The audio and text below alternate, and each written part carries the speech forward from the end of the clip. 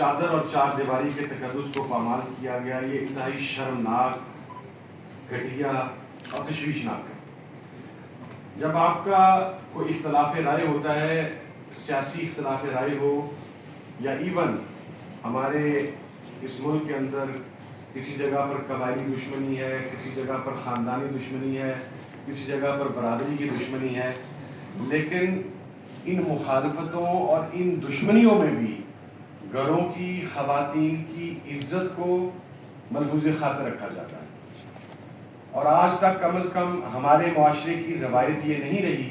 کہ آپ اپنے کسی اختلاف کی بنیاد کے اوپر ایک با کردار عورت کے کردار پر کیچڑ اچھالیں، اور ایک ایسے مسئلہ پر جس کی مثال ابھی تک گزشتہ 1400 سال کے اندر نہیں ملتی، آپ اس کے اوپر ایک سزا سنا دیں۔ میں تو اس معاملے کے اوپر بہت کلیئر ہوں کہ وہ جج صاحب جنہوں نے اپنی مرضی سے، خدا جانے انہوں نے کس کی منشا پر، کس کے کہنے پر اور کس ذہنی کیفیت میں قرآن و سنت کے احکامات کی خلاف ورزی کرتے ہوئے یہ سزا سنا دی اور یہ فیصلہ سنا دیا۔ ایسے جج کا بھی احتساب ہونا چاہیے، ایسے جج کی بھی اکاؤنٹیبلٹی ہونی چاہیے، اس لیے کہ جو چیزیں، جو احکام شرعیہ واضح ہیں، اس کے اوپر اس کو بدلنے کا اختیار کسی فرد واحد کے پاس یا ایون کسی گروہ کے پاس ہرگز نہیں ہے۔ اور یہ جو ایک مزاج ہے، یہ وہی ہے جن لوگوں کو ہم شدت پسند یا انتہا پسند کہتے ہیں، ان کا کوئی لازم تعلق صرف مذہبی طبقہ فکر سے نہیں ہے۔ ایک دوسری انتہا بھی ہے جنہیں ہم ماڈریٹ کہہ سکتے ہیں، وہ بھی اس انتہا کے اوپر ہیں کہ انہوں نے احکامات خدا بندی کی کھلا خلاف ورزی کرتے ہوئے ایک ایسا فیصلہ دیا جو شرمناک ہے، جو غلیظ ہے، اور یہ حرکت گھناؤنی ہے اور یہ حرکت گندی ہے۔ ہم اس کی نہ صرف بھرپور مذمت کرتے ہیں، بلکہ ایک اور بات بھی میں اپنے سے یہ بات بالکل کیٹیگرائز کر کے کلیئر کرنا چاہتا ہوں کہ اگر پاکستان کی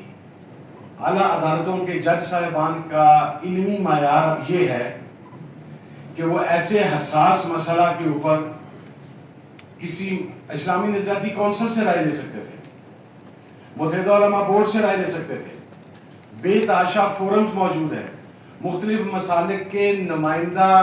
مفتیان اکرام، شیوخ الحدیث سے وہ رائے لے سکتے تھے، اس لیے کہ وہ ایک شرعی مسئلہ کے اوپر سزا سنا رہے تھے، لیکن انہوں نے اپنی مرضی کے مطابق سزا سنا دی۔ تو میں یہ سمجھتا ہوں کہ اب جو فیصلہ دیا جائے گا اس غلطی کا ازالہ کیا جائے گا۔ اور میری آخری ریکویسٹ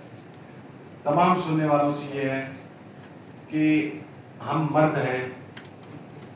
آپ اپنی لڑائی لڑنے کے لیے، آپ اپنا غصہ نکالنے کے لیے، آپ اپنا انتقام پورا کرنے کے لیے ہم پر ظلم و تشدد کریں، ہم آمین کہہ کے آپ کا ظلم و تشدد سہ رہے ہیں گزشتہ 2.5 سال سے، ہم نے ہر صعوبت برداشت کی ہے، لیکن ہم آپ کی گھر والی خواتین کی عزت کرتے ہیں۔ آپ سے وہ جو جیل کے اندر بیٹھا ہوا ہے اڈیالہ میں 804 کا قیدی نمبر 804، وہ جیل میں ہے، آپ انہیں وکٹمائز کر رہے ہیں جس طرح آپ کرنا چاہتے ہیں۔ کم از کم گھر کی عورتوں کی عزتوں کا